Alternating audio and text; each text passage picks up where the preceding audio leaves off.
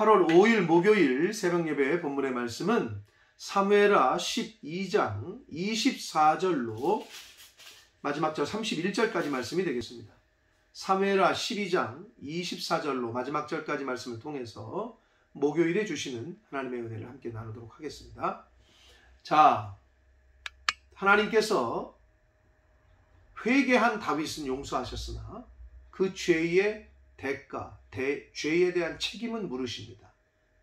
죄인은 사랑하시나 죄는 미워하시는 분이시기 때문에 그 죄의 대가로 밧세바에게서 낳은 다윗의 첫 번째 아들을 하나님께서 데려가십니다.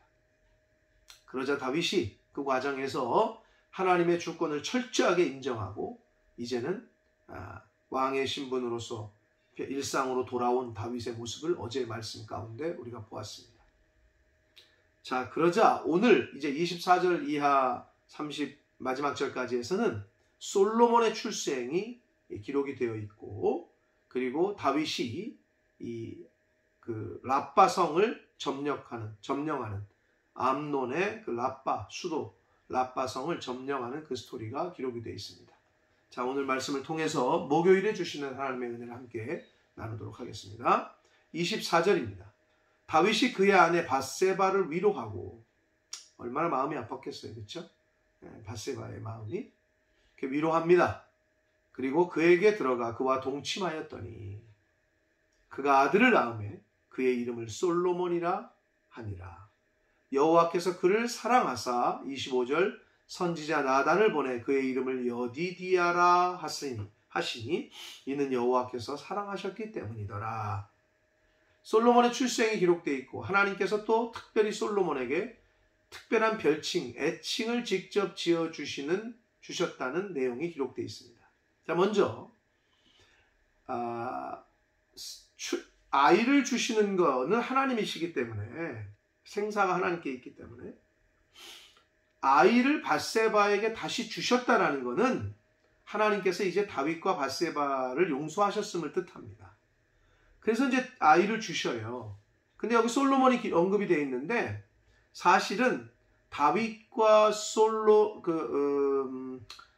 밧세바에게서 낳은 아들은 4명이에요. 넷 중에 솔로몬이 막내야. 넷째야.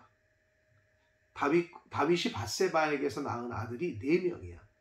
죽은 아이까지 합치면 5이긴 한데 4명입니다. 죽은 아이 빼고, 하나님 데려가신 아이 빼고.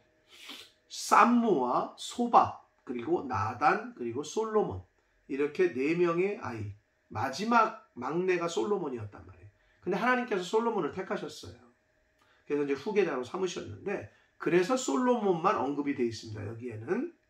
자, 근데 솔로몬이라는 이 히브리어가 쉘로모란 뜻인데, 이게 이제 그 어근이 그 샬롬이란 어근과 같아요. 샬롬, 평강, 평화잖아요. 그러니까 하나님께서 밧세바에게 아이를 주시는 걸 보고 다윗 왕이 하나님께서 이제 우리를 용서하셨구나. 이제 내가 다시는 하나님과 죄를 지음으로 분리되거나 등지지 않겠다. 나는 하나님과 이제 평화를 이루고 평강한 상태를 유지하겠다. 이런 의미로 솔로몬, 샬로몬이라고 이름을 줬다는 거예요. 그런데 하나님께서 또 다윗의 그러한 생각을 아예 컨펌하시듯이 나단 선지자를 보내서 솔로몬의 이름을 애칭을 지어주셔요. 여디디아라고 하라. 이는 하나님께서 사랑하셨기 때문이다. 라는 그 이름을, 여디디아라는 이름을 주셨다고 성경은 말씀하고 있습니다.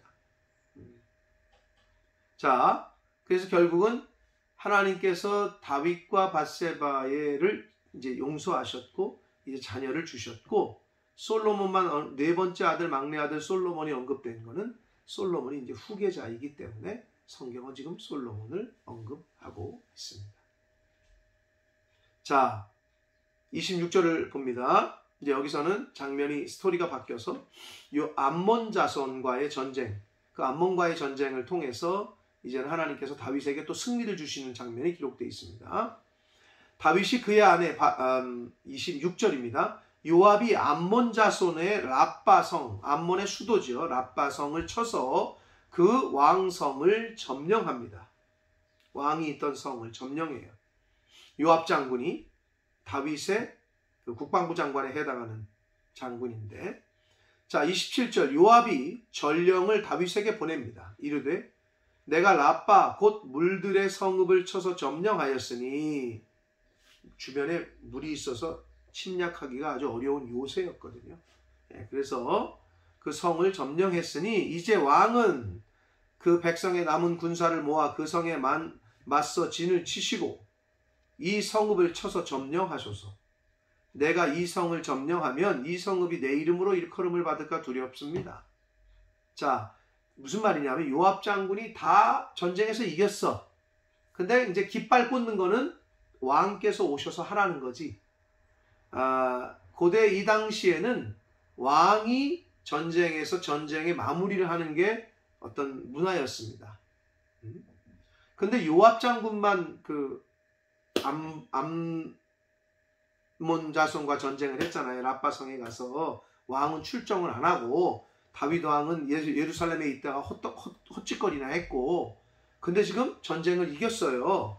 근데 요압이 그래도 충신인 것이, 뭐 왕에게 잘 보이려고 그럴 수도 있겠죠. 왕에게 오라고 하는 거예요.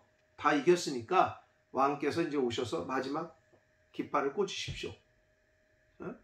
자기가 이 성을 점령했다라고 후대에 일컬어질까봐 두렵다. 아주 왕에게는, 다윗 왕에게는 충신스러운 그러한 모습을 보여주고 있고, 또 요압이 그런 충직한 모습도 있고, 또 요압이 다윗 왕의 어떤 그 칭찬을 받을까, 상을 받을까 생각해서 한 걸 수도 있는데, 아무튼 다윗을 보러 오라는 거예요. 그러자 29절 다윗이 모든 군사를 모아 랍바로 가서 그곳을 쳐서 점령하고, 30절을 봅니다.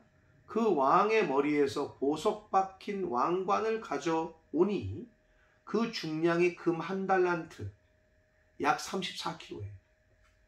여러분 34kg 어마어마하죠. 보석이 박혔는데 이 왕관이 금 1달란트 34kg라는 거예요. 근데 여기서 재미난 표현이 있는데, 다윗이 자기 머리에 썼다. 전쟁을 이겼다는 의미로 썼다. 이렇게 해석할 수도 있고, 다윗이 자기의 머리에 그 왕관을 썼다라고 하는 이 표현이 하나님께 영광을 돌리지 않고 자기가 영광을 취했다 라고도 볼 수 있는, 해석할 수 있는 여지가 있어요. 왜냐하면 8장에 보면, 사무엘하 8장에 보면 하나님께서 블레셋과의 전쟁에서 계속 이기게 하시자 거기서 노략물이 많이 나오잖아요. 그거 뭐 철이나 굴이나 금이나 이런 것들을 다 하나님께 드렸다. 하나님께 드렸다. 이것도 드리고 저것도 드렸다. 이런 표현이 8장에 나왔거든요. 근데 여기서는 이렇게 가서 전쟁에서 이기고 자기가 한 것도 아니지만 34kg나 되는 금 면류관, 보석 박힌 면류관을 자기 머리에 썼다. 하나님께 돌리지 않고 자기의 머리가 썼다는 건 자기가 영광을 취했다. 그만큼 다윗 왕이 교만해졌다. 이렇게 해석하는 해석들도 있습니다. 자, 그래서 다윗이 또 그 성읍에서 노략한 물건을 무수히 내왔다. 그러면서 31절 그 안에 있는 백성들을 끌어내어 톱질과 썰애질과 철도끼질과 벽돌구이를 그들에게 하게 했다라고 말하고 있습니다. 한마디로 노가다를 시킨 거죠. 힘든 일들은 다 암논 정복당한 암몬 족속들을 다 시켰다는 거예요. 노예로 삼았다는 거죠. 암몬 자손의 모든 성읍을 이같이 노예로 그런 일을 시켰고 다윗과 모든 백성이 예루살렘으로 돌아갔다라고 성경은 말하고 있습니다. 자, 오늘 본문에서 솔로몬의 출생이 언급이 됐고, 밧세바와 다윗과의 그 관계에서 낳은 아이는 4명이라고 그랬습니다. 삼무아, 소밤, 나단, 솔로몬. 그 중에 솔로몬만 언급이 된 이유는 솔로몬이 다윗의 후계자로 됐다라는 그 측면에서 언급이 됐고, 하나님께서 이제 다윗과 밧세바를 용서하셔서 새로운 자녀들을 자식을 주셨고, 또 솔로몬은 특별히 나단 선지자를 통해서 별칭, 애칭도 지어주셨다. 하나님의 여호와의 사랑을 받은 자라는 뜻의 여디디아라는 그 이름도 주셨다. 자, 그리고 이제 암몬 족속을 하나님이 또 이스라엘에게 붙이셔서 이스라엘이 다윗이 전쟁에서 승리하게 하시는 그러한 내용이 기록되어 있는데, 자기 머리에 왕관을 썼다. 그리고 수많은 무수한 노력한 물건을 내왔다. 그런데 사무엘 하 8장에 있는 것처럼 여호와께 드렸다. 이것도 여호와께 드렸다. 이것도 저것도 다 드렸다. 이렇게 나오거든요. 근데 여기서는 왕관을 자기 머리에 썼다라는 이 표현이 어떻게 보면 굉장히 상징적으로 하나님께 영광을 돌리지 아니하고 자기가 영광을 취했다. 다윗의 교만을 의미하는, 상징하는 것으로 해석을 하는데 충분히 개연성이 있습니다. 다윗이 밧세바를 취하고 이런 과정에서 영적으로 굉장히 다운돼 있었고, 아주 바닥을 쳤고, 물론 하나님께 회개했지만 책망을 받고, 그러나 이미 영적으로 굉장히 나태해져 있고, 그리고 죄를 범하니까, 죄범한 사람들의 특징은 성령 충만하지 않고 죄가 있는 사람의 특징은, 성령 충만한 사람은 영광을 하나님께 돌리지만 죄인의 특징은 영광을 자기가 취해요. 이게 특징이거든요. 그런데 다윗이 자기 머리에 이걸 썼다. 이런 표현, 하나님께 다 드렸다. 8장과는 다르게. 그래서 충분히 개연성이 있고 다윗이 교만한 상태에 빠진 것이 아니냐라고 볼 수가 있습니다.